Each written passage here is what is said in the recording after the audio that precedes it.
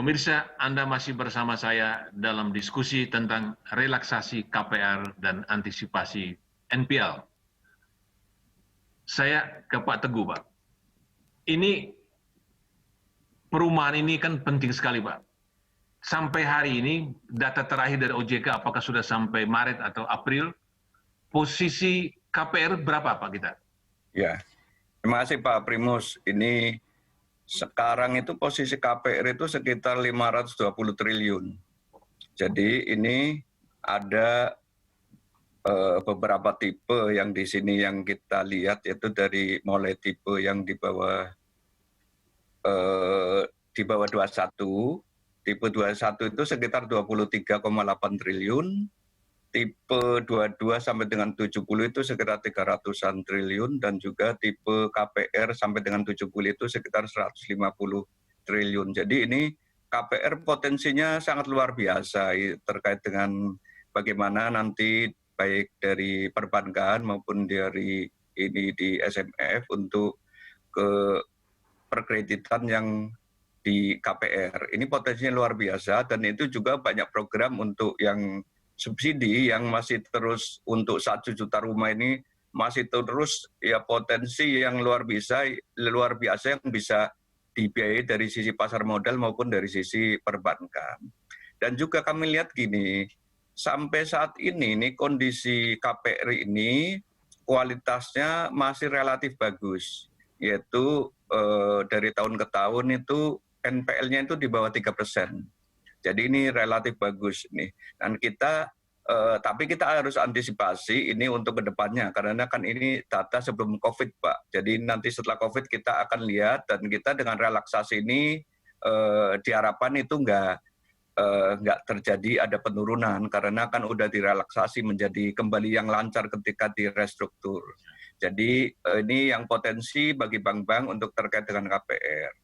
Kita lihat juga ini selain dari sisi potensi terkait dengan kualitasnya, ini pertumbuhannya juga relatif stabil dari tahun ke tahun, yaitu berkisar antara 6-7% ya. Dan ini sampai dengan Februari kita lihat pertumbuhannya 6,9, masih positif ya. Tapi tadi dari Parian udah mengatakan bahwa demandnya mungkin ada sedikit penurunan ya. Tapi kita harapkan ini setelah dampak COVID ini langsung meningkatnya lumayan, karena tadi dari Pak Arief maupun dari Pak Topo juga mengatakan ini debitur yang sudah ngantri juga lumayan banyak. Nah ini kita harapkan ini segera berakhir sehingga nanti dari sisi KPR ini bisa berjalan dengan baik lagi. Menarik, Pak. Jadi setiap tahun itu rata-rata NPL-nya 3% ya? Ya, di bawah 3%, Pak. 3%. Kalau sampai bulan April berapa, Pak, NPL-nya? Bulan April khusus, kalau kita ini datanya kebetulan saya nggak bawa yang April ya, karena kemarin ini kan ada relaksasi laporan bulanan yang dimundurin dikit ini, jadi kita belum ini. Tapi intinya sekarang ini masih di bawah berapa nih ya di datanya ini? Di bawah rata-rata, Pak ya? Iya, di bawah rata-rata nih, di bawah 3 ini ya. Jadi memang KPR ini, yang KPR untuk terutama untuk rumah tinggal ini di bawah 3, Pak. Ya, cuma yang agak naik ini yang KPR ruko-rukan itu memang masih ini ya Pak, agak naik. Jadi masih di berkisar 5% ini.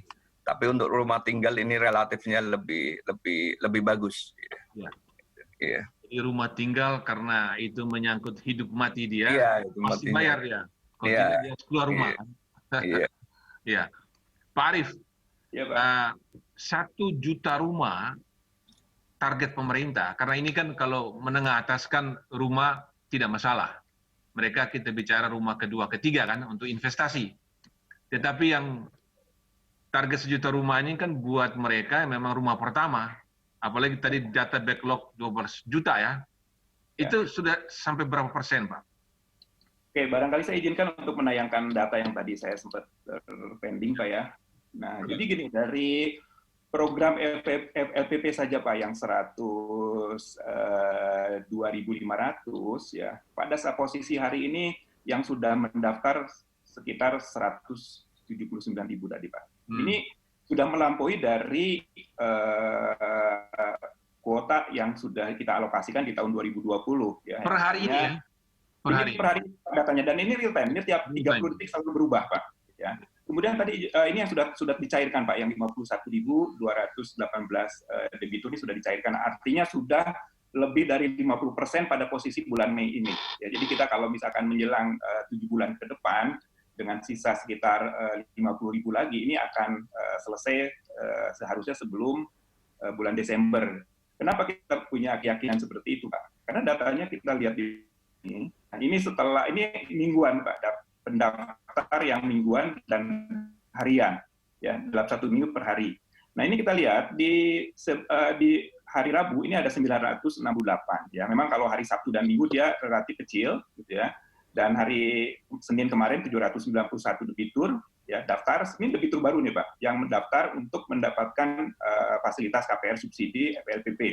Per hari ini jam saat ini 14.47 sudah ada 451. Dan kita lihat yang sebelah sini bulanannya. Memang setelah terjadi COVID ya, tadi saya sampaikan Pak, biasanya angka ini sebelum COVID ini bisa melampaui mendekati angka 3.000 per hari Pak.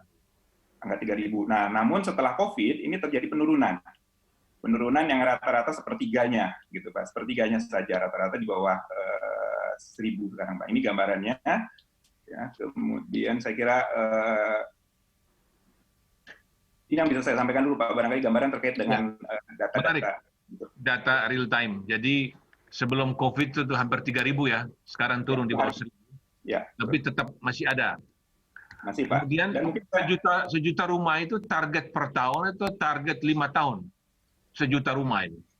Target dalam waktu satu renstra Pak, dalam satu renstra 5 tahun, gitu Pak ya. Jadi 5 tahun 1 juta. Ya, mungkin ini harus dibedakan juga barangkali dipahami oleh masyarakat barangkali Pak ya, bahwa pernyataan program 1 juta rumah ini adalah tidak hanya difasilitasi oleh pemerintah, tetapi juga ada dari sumber-sumber pembiayaan yang lainnya gitu Pak ya. Jadi artinya yang difasilitasi oleh pemerintah dengan program ini sekitar 1 juta itu untuk yang difasilitasi pemerintah. Dan pernyataan 1 juta rumah ini jangan dinyatakan juga sebagai angka, ya, tetapi dia sebagai sebuah ungkapan bahwa 1 juta itu banyak. Jadi pemerintah ambisinya lebih banyak sebenarnya. Kita skenario-nya harus lebih banyak dari 1 juta. Kenapa? Untuk mengejar backlog ya, yang cukup besar tadi yang saya sampaikan, posisi sekitar 12 juta data statistik gitu Pak ya. Ini artinya kalau kita hanya 1 juta yang kita bangun, ini tidak akan tuntas. Ya, sehingga ini perlu ada gotong royong dengan semua stakeholder yang lain gitu ya. Dan yang paling penting adalah bahwa 1 juta ini tidak hanya PR pemerintah, tetapi PR semua masyarakat, sehingga nanti dari SMF maupun dari bank-bank juga menyalurkan dana-dana KPR yang bentuk lainnya gitu ya. Dan harapannya bahwa dalam waktu sesegera mungkin ya mungkin 2030 harusnya ini harus bisa diselesaikan PR-PR seperti ini barangkali Pak, target menyelesaikan backlog itu barangkali Pak. Sampai hari ini sudah berapa yang dibangun Pak dari target 1 juta? Mungkin saya hanya data LPP dulu barangkali Pak ya. Kalau tahun kemarin memang dari periode 2015 sampai dengan 2019 ini tercapai lebih di atas 1 juta memang. Sudah lebih melampaui dari target tahun lalu Pak. Nah, sekarang posisi yang disalurkan oleh FLPP sendiri ya, kami sudah menyalurkan sekitar 694.000 unit ya, dan SSB lebih besar dari ini Pak, program SSB. Jadi artinya kalau 2 program melalui bantuan subsidi, ini angkanya sudah mencapai lebih dari 1 juta. Kalau dari gabungan dari SSB dan program FLPP. Gitu, Pak. Dari FLPP sendiri sudah 694. Jadi kalau ditambah dengan SSB, ini sudah mencapai di atas 1,2, 1,3 juta. Itu barangkali gambarannya, Pak. Jadi 1,2 juta itu hitungan ketika Presiden Jokowi periode kedua ya? Ya. Atau dari periode pertama? Dari 2015? Periode pertama, Pak. Dari periode pertama. Dari 2014 sampai dengan 2019. Jadi 2014-2019 baru 1,2 juta. Artinya ya, program backlog kita akan terus naik, Pak ya? Backlog itu akan terus naik berarti? Masih Pak, masih ada kecenderungan walaupun kita menurun karena kan programnya tidak hanya, jadi gini Pak, pemerintah menyiapkan program tidak hanya dalam bentuk investasi, subsidi, tapi juga ada yang namanya belanja. Kami membangun juga di PTU ini ada pembangunan rumah susun, ada pembangunan rumah swadaya melalui program BSPS-nya, ada program. Nah dengan program-program seperti itu jumlahnya memang sudah melampaui gitu, jauh Pak ya. Tapi saya hanya bicara tadi dari sisi pendekatan subsidi, gitu, Pak, subsidi. Baik, Pak Arif. Ke Pak Rian.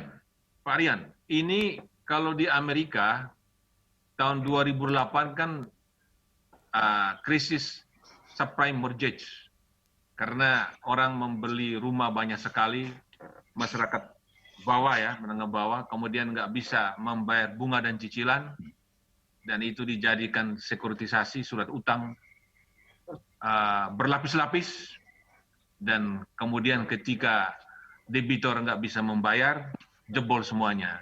Indonesia akan terjadi mirip-mirip itu apa enggak, Pak?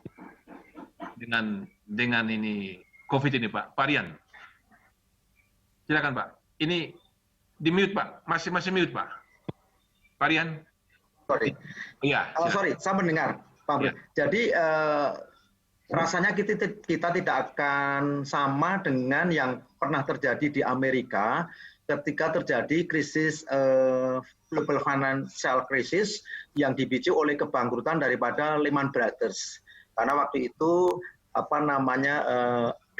terjadi sekuritisasi untuk second home ya, atau second loan untuk mortgage di Amerika Serikat yang itu disecuritise, kemudian diperjualbelikan dan diperdagangkan seperti komoditas biasa, dan akhirnya menggulung sampai pada akhirnya terjadi default atau gagal bayar oleh para pembelinya atau konsumennya.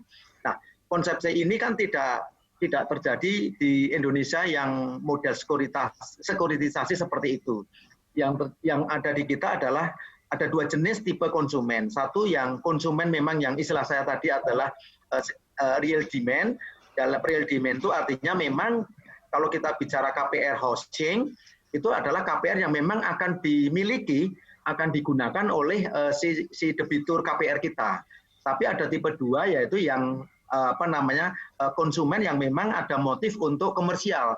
Artinya dia mengajukan fasilitas pinjaman KPR ya, di mana outputnya ini kelak kalau sudah jadi fisiknya itu tidak dia utilisasi sendiri, tapi dia komersialkan, dia produktifkan, apa itu dia misalnya disewakan atau kemudian di macam-macam ya, yang pokoknya underlying-nya adalah memang hanya untuk sekedar komersialisasi.